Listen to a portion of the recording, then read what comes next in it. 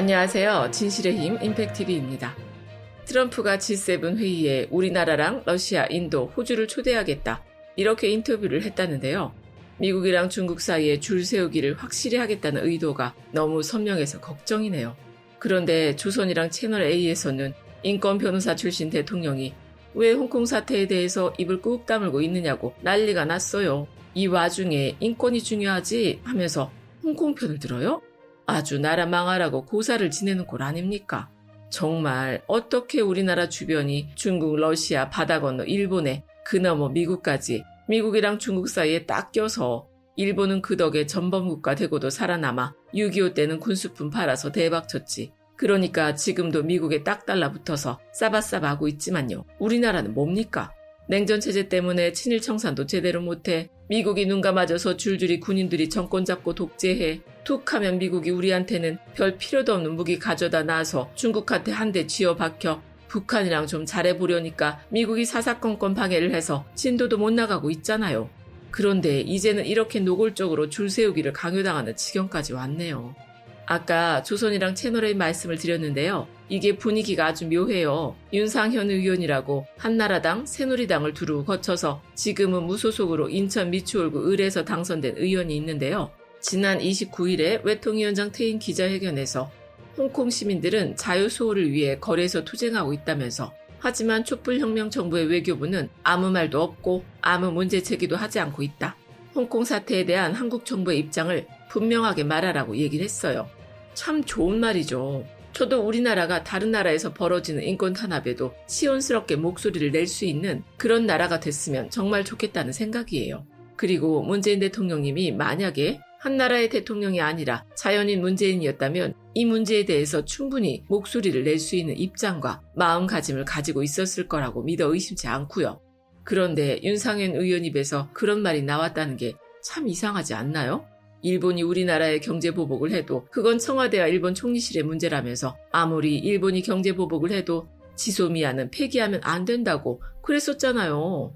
감정 외교가 기업이 도움이 되느냐면서 강경화 외교부 장관을 꾸짖던 윤상현 의원이었는데 이제는 홍콩 문제에 비분간개해서 국가적인 차원에서 입장을 밝히는 당당한 외교를 해야 한다. 이렇게 말을 하고 있어요. 제가 이런 얘기를 하면 달을 가리키는데 손가락만 바라본다고 뭐라고 하는 사람들이 있을지 모르겠어요. 그런데 달을 가리키는 손가락이 너무 이상하게 생겼잖아요.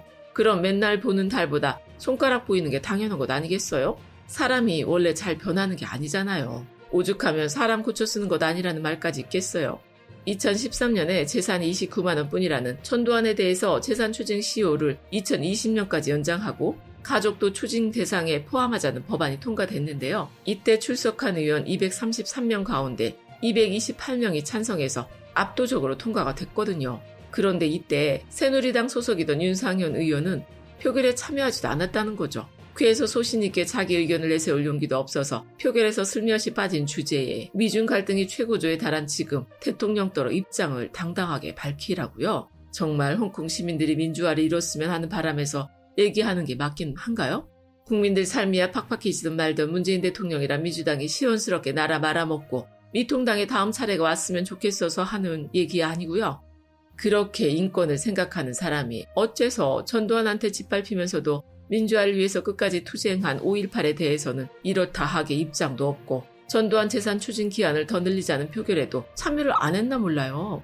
더 웃긴 건 조선일보인데요. 30일에 조선일보에서 단독 기사를 냈어요.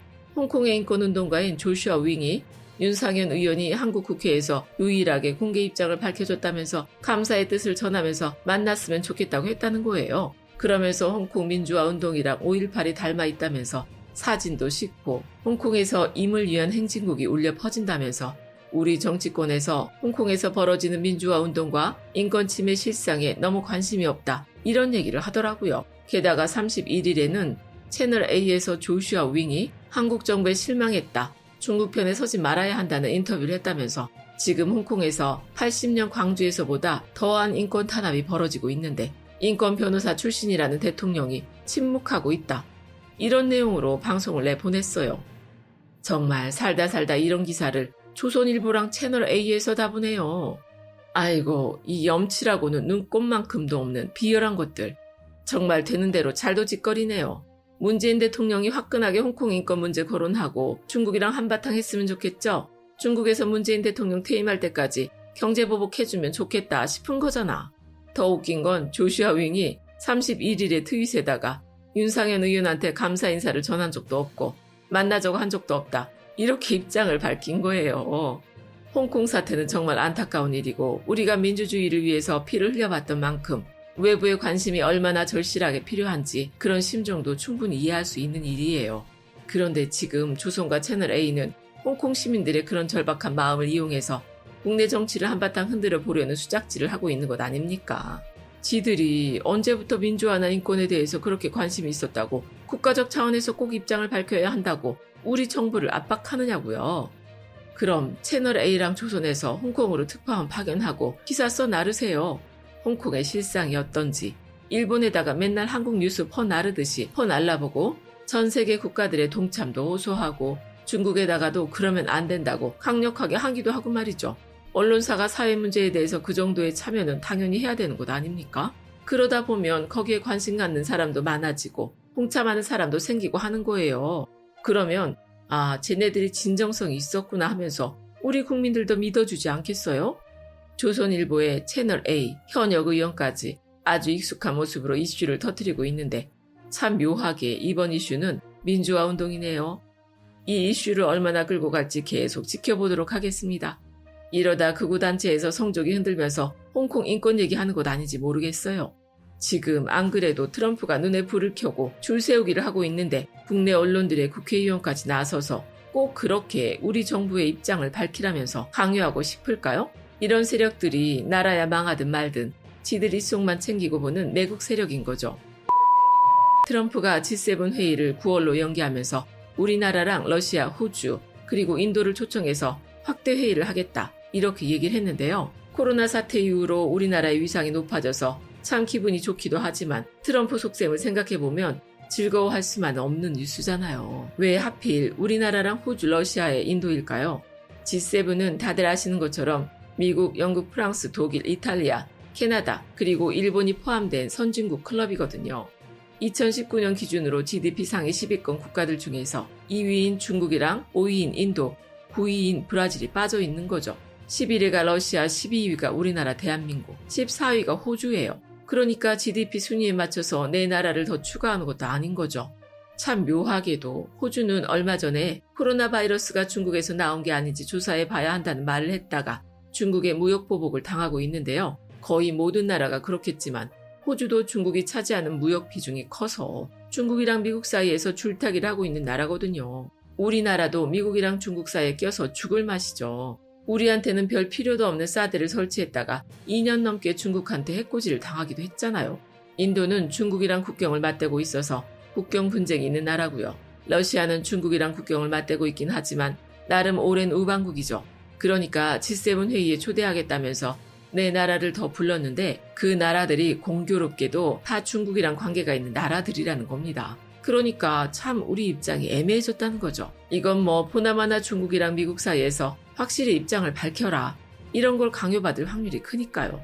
미국이 줄 세우는 것도 짜증나는데 국내 언론사들까지 나서서 홍콩 편드는 척, 인권 문제 걱정하는 척 하면서 청와대를 압박하고 있으니 정말 열불이 나죠. 지금 우리나라 1위 수출국이 중국이고 2위가 미국인데 참 어려운 선택을 강요받고 있네요. 이런 때는 최대한 선택하지 않기 위해서 노력을 해야죠. 홍콩 지지 선언하라고 부추길 때가 아니에요. 안 그래도 1일자 한은 발표에 의하면 지난해까지 3년 연속 달성한 연간 무역액 1조 달러에 못 미칠 영향이라고 기사가 났는데요. 조선비즈는 1조 달러 기록이 무너진다는 표현을 써가면서 기사를 내고 있네요. 무너지긴 뭐가 무너져요, 참. 그러고 한다는 말이 다만 한은은 한국의 내년 연간 무역액이 다시 1억 달러를 넘을 것으로 전망했다. 다만이래요, 다만. 정말 나라 생각하는 마음에 기사를 쓰려면 올해는 팬데믹 상황에 한국은 수입 수출 규모가 줄어들었다. 그러나 하반기에 완만하게 수출이 개선되어 내년은 다시 회복할 거다. 이렇게 기사 내보내야 하는 것 아닌가요?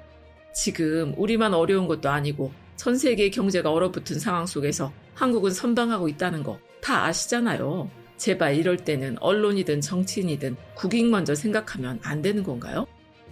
끝까지 시청해주셔서 고맙습니다.